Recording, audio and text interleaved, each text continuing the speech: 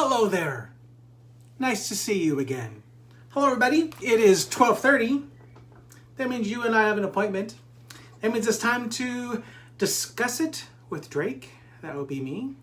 And as a reminder, I should say, if you ever miss any of my broadcasts, you can just go to YouTube and go to Drake's Real Estate TV and hit subscribe. I can't believe I can't believe we're basically mid-October already. That is insane to me. This is episode 30, and today's topic is 10 turnoffs that'll have buyers swiping left on your listing. It's kind of like the Tinder. The Tinder for home buying. You want them to swipe right, not left, right? Is that how that works? I don't know. I've not been on that site in quite some time. So anyways, sellers have got to learn how to manage that important 7 to 10 seconds that a potential buyer is going to be spending on their listing. So if a buyer sees something that they don't like, left they go, right? So as you can imagine, COVID-19 has had some restrictions, limiting a lot of access on a lot of the listings, okay? So buyers are relying heavily on the internet to help them view homes.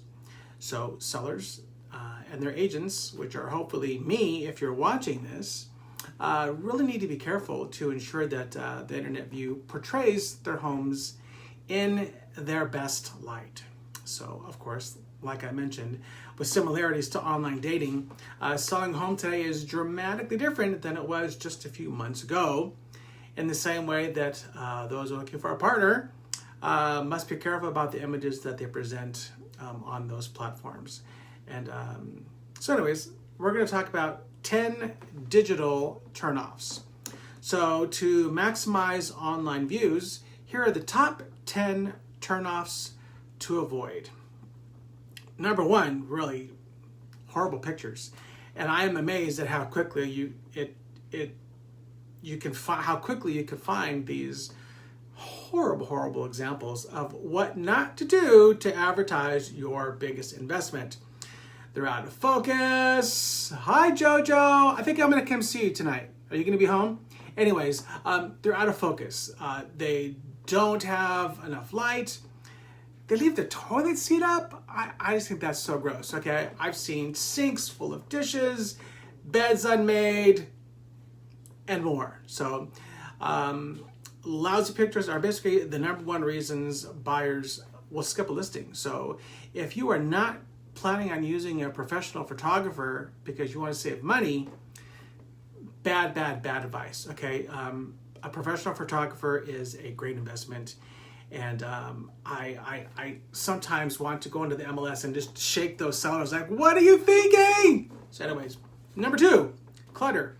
If a buyer can't see the room through the clutter, they're not going to hang around, okay? Sellers need to pack for the move anyways, right? So my suggestion has always been, if you're not going to use it in the next 3 months, pack that shit up, okay? Just pack it away, put it in the garage. The garage is the safe place that you're not going to get judged too harshly for having a mess. So, hi Lori, nice to see you. So you know what? Just pack it away now, okay?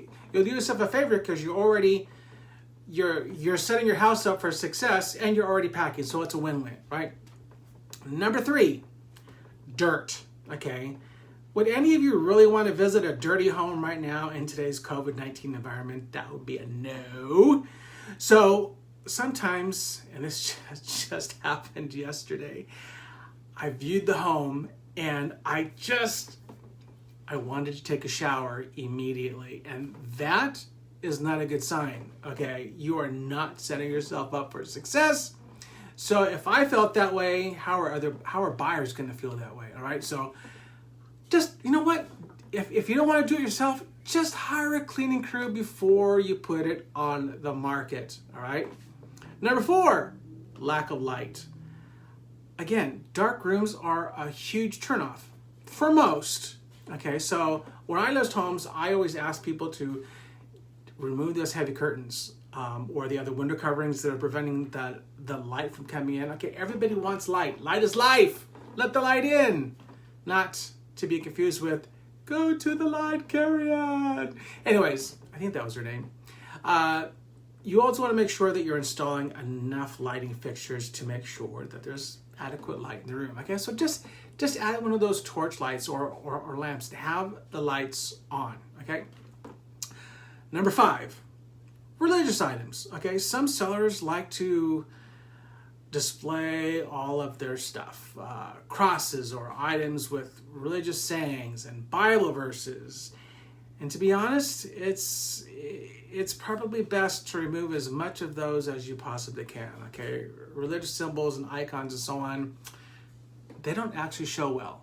Okay, unless you are in such a tight-knit community that someone of the same faith is going to see value in that. Most don't. Okay, religious symbols are just like very similar to all the family photos. You want to take yourself out of the house. Okay, remember, it's not for you anymore, it's for the next person. Number 6, retro rooms. Okay, and what I mean by that is most buyers today they don't want to upgrade the home after the purchase, and most of them are willing to pay now for turnkey homes with all the modern amenities. Okay, so updated kitchens and bathrooms are considered must-haves right now for today's buyers, and they're also looking for the beautiful hardwood floors. At least most are. Sometimes laminate is just fine if you buy a nice enough quality.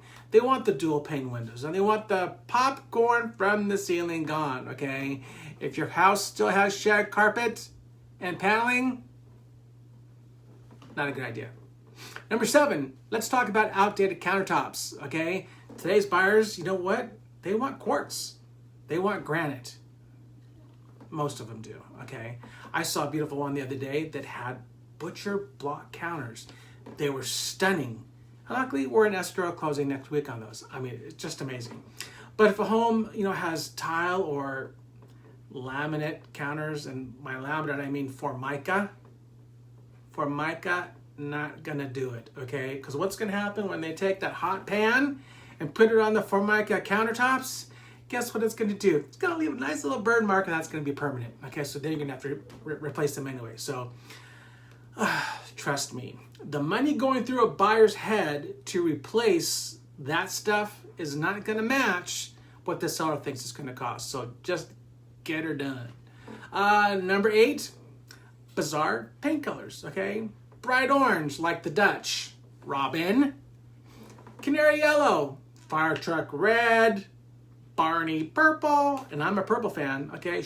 Shocking pink, neon green, charcoal black, and ironically, stark white are usually immediate turnoffs, okay? Although color is currently in, buyers are looking for soft, warm shades, neutral, not eye-peeling hues, okay? So if you're planning on this, try and keep it to one accent wall. Remember, it's no longer about you, because you're giving up the right now because you want out of there. So you need, okay, it's all about the buyer. So try and stay neutral as best as possible. Wall coverings. So of course, for the most part, wallpaper and wood paneling are so yesterday, and they just provide the buyer an excuse to move on to the next listing. Okay, however, wallpaper is making a huge comeback. I don't know if you've actually gone through new construction in your area, but if they're a nice builder, a smart builder, the wallpaper of today is freaking amazing. Okay, it's definitely not your grandma's wallpaper. So spend some money if you're going to do that, and actually just do it right. So number 10, last but not least, is unkept exteriors. Okay, the wild landscaping, the dead lawns, the trees with the huge branches that are is going to crash on top of your house. Okay, leaning over rooftops, just the overgrown patches, the overflowing gutters, weeds. Remember, you only get one chance to make a first impression when cars are driving by. You want them to stop to admire. Stop to admire! Not stop to poke fun. And believe me, they do. I do. Okay? It's called curb appeal, folks. Get some. So that's really all I have for you today. I want to thank Inman News for providing this information for me so I can share it with you. I hope you found it helpful. And remember, if there is a topic that you would like me to discuss, by all means, please just let me know and I will get it on the calendar. If you'd like a copy of today's information, just reach out and I will send it out to you. But thank you so very much for your support and your interest. Please don't keep me a secret. And like I said, I always try to come from contributions. So once again, thanks for watching. Be kind to one another. Don't forget to live, laugh, and love. And until next week, when the next move matters, contact. Let's all say it together. Drake for Homes. All right. Talk to you guys soon. Thanks a lot, guys. Bye now.